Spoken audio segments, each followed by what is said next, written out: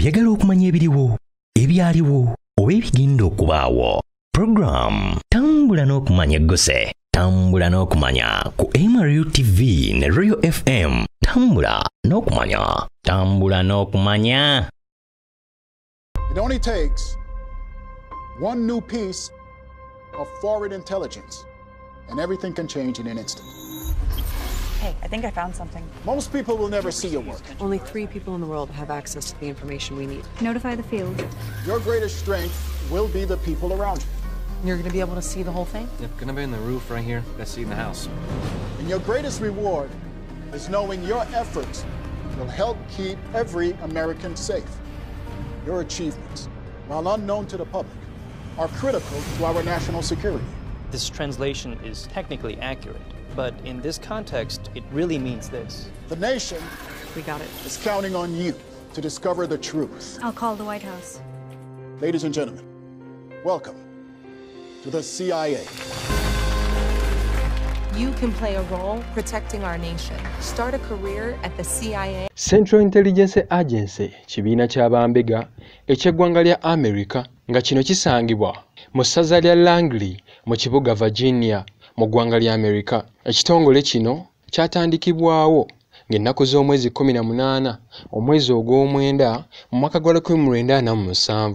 Omukulembeze wa America Harry S. Truman eyakulembera America okuva mu mwaka gwa 1945 mpaka mu mwaka gwa 1953 ng'asikira omukulembeze yaliko Franklin Roosevelt. Ekitongole kino kyatondebwawo oluvannyuma lw'omukulembeze wa America Harry S. Truman okussa omukono ku ndagaano ku tteeka ly'obutebenkevu bw'ensi yonna mu mwaka gwa 1947. Emu ku nsonga enkulu eyatonzawo ekitongole kino bwe bulumbaganyi obwakolebwa ku kizinga kya Pearl Harbor mu mwaka gwa 1941 oluvannyuma lw'amagye ga Japan ag'oku mazzi okulumba era ne gakuba ekitebe kya Amerika okusobola okukkakkanya Amerika n'okugitangira okwenyigira mu ntalo ezali mu maserengeta ga Asia. Ekitongole kino kyatondebwawo okusobola okukuŋŋaanya, okusunsula obutabanguko mu nsi yonna kisobozese be kikwatako okubukkakkanya era nga kyatondebwawo okusobola okuvujjirira ebikolwa by'obukessi n'okukola okunoonyereza okwakyo wabweru wa Amerika. Akulira ekitongole kino mu Amerika alondebwa omukulembeze abeera mu ntebe akaseera ako ng'ayambirwako olukiiko olukulu olw'eggwanga olumanyiddwa nga Senate.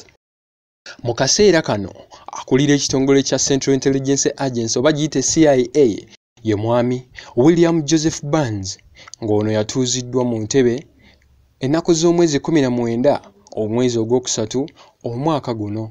William Joseph Burns mutuuze w'eggwanga lya Amerika yaliko amyuka ssaabawandiisi w'eggwanga lya Amerika okuva mu mwaka gwa 2011 okutuusa mu mwaka gwa 2014. Bangi kati mwebuuza ayagala okwegatta ku kitongole kino ayinza kukola atya? Mu bimu ku bisaanyizo by'oteekeddwa oba by'olina okubeera nabyo mulimu bino wammanga. Olina okubeera ne diguli oba okusingawo.